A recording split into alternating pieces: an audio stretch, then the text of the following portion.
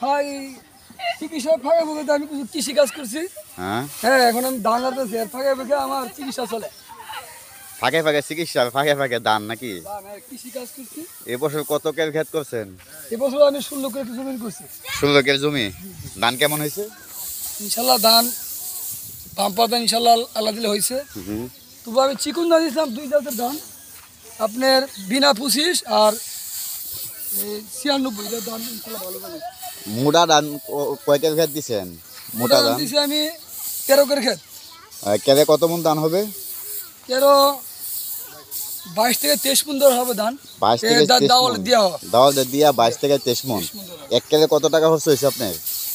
একরে আমার প্রায় আমার নিজের ক্ষেতগুলি ভালো, 6 থেকে 7 হাজার টাকা খরচ হয়েছে। আমার নিজের ক্ষেত 6,000 টাকার মতো খরচ। বিলের ক্ষেত তেমন করে খরচ হয় না। 6 থেকে 7 হাজার টাকা খরচ হয়েছে। আপনি বিক্রি করবেন কত টাকা? 23 মন ধানে বিক্রি হবে কত? আমি ধান চৈত্র মাসে বিক্রি করি। চৈত্র মাসে এবছর ধান 1300-1270 টাকা করে বিক্রি হয়েছে। 1270। হ্যাঁ, আশাবাদী আগামীতে চৈত্র মাসে 1300 টাকা বিক্রি করবেন ইনশাল্লাহ। এখন সরকার যেহেতু সরকার আইতেছে, ধান আশা করি 1500 মণ বিক্রি হবে। 1500 টাকা মন। এবছর ধান আমার সাথে যারা পার্টনার আছে আমার বাড়ির আশেপাশে, এরা 1350 টাকা 60 টাকা বিক্রি করছে। তাহলে তো আপনি যদি 10 কানি ক্ষেত করেন, 10 কানি ক্ষেতের মিজে আপনার এক কানি ক্ষেতের মিজে 45,000 টাকা বিক্রি হইব। 20 মন ধান হলে 45,000 টাকা বিক্রি হলে আপনার 7,000 টাকা কাটা হবে। তো লাভ থাকবে কত টাকা? লাভ ইনশাল্লাহ কত টাকা? আপনি একটা দেন কত টাকা? ধরেন 25,000 টাকা। 25,000 টাকা লাভ। আচ্ছা, 25,000 টাকা লাভ হলে 10 কানি মিজে আপনি প্রায় 2,50,000 টাকা ইনশাল্লাহ লাভ হবে। আমার ক্ষেত খুব ভালো, বিলের তলের ক্ষেত। আপনি শুধু ক্ষেতের থেকে বছরে 2,50,000 টাকা পান। তো আপনি তো একজন পল্লী চিকিৎসক। পল্লী চিকিৎসক থেকে তো আপনার প্রতি মাসে 20-24,000 টাকা ইনকাম হয়। হ্যাঁ, এরকম হয়। তো মোটামুটি আপনি আমাদের গ্রামের একজন গণ্যমান্য ব্যক্তি এবং মধ্যবিত্ত। আমি এমন কোনো কাজ নাই আমি করি না। যত কৃষি আছে মানে গবাদি পশু, সবজি, ধান, তারপরে মুড়ি, খালি মৎস্য চাষটা আমার না। আমার পুকুর নাই, আমি মৎস্য চাষ করতে পারি না। এটাও একটু ভালো একটা কৃষি।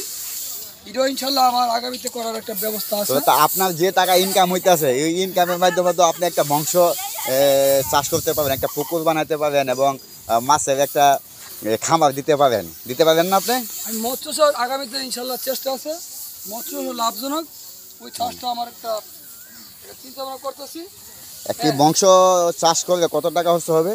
মৎস্য চাষ করলে এটা আমি আসলে সঠিক জানি না। তবু কৃষি অফিসার আছে উপজেলা জেলা, তাদের পরামর্শ নিয়ে আমি একটা মৎস্য চাষ করার চিন্তা ভাবনা ইনশাল্লাহ আছে। আমি এটা করব। ঠিক আছে, আমিও দোয়া করি যেমন টাকা পয়সা খরচ করে যেমন আপনি আরো ভালো ইনকাম করতে পারেন। এখন ধান ইনশাল্লাহ দিছি কিছু, আজকে এই ধানটা উঠে দেবো ইনশাল্লাহ আশা করি। দেখি সিদ্ধ ধান আজকে শুকাই গেলে আগামীকাল ইনশাল্লাহ চাউল করবো। এখানে কয় মণ ধান আছে? এখানে 14-15 মণ হবে ধান ইনশাল্লাহ। আপনি ধান কিভাবে কাটেন? এটা আমি কেরে 2500 টাকা কের কাটছি। 2500 টাকা দিয়া 2500 টাকা 2,500 টাকা কের জমিটা কাটছি। তো কি এবছর কি টাকা বেশি দিতেছে নাকি প্রতি কেরে? এবছর টাকা বেশি নিয়েছে না। এবছর এখন কিছুদিন পরে টাকা বেশি লাগবে। এখন তো নতুন ধান কাটা লাগছে না। আচ্ছা, 3,000-3,500 টাকা কের লাগে। এবছর কি দাওয়ালের সংকট আছে নাকি? সংকট না, সংকট না। আমার ব্যাপারে আসবে শুক্রবারে 30 থেকে 40 জন লোক আসতেছে। তোমার ব্যাপারে আসবে কোথায় থেকে? পাবনা থেকে বিজুপুর আসবে।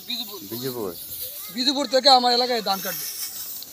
দর্শক আপনারা দেখতে পাচ্ছেন এখানে দাদা খালান সাহেব পশু চিকিৎসক, পশু চিকিৎসক ডাক্তার হারুন রশিদ সাহেব। তিনি কিন্তু একটি কাজে ব্যস্ত না। তিনি প্রায় গৃহস্থী নিয়ে এবং তার পশু চিকিৎসক নিয়ে ব্যস্ত। সবাই দোয়া করবেন তার জন্য, সেই জন্য তার গন্তব্যস্থানে পৌঁছতে পারে।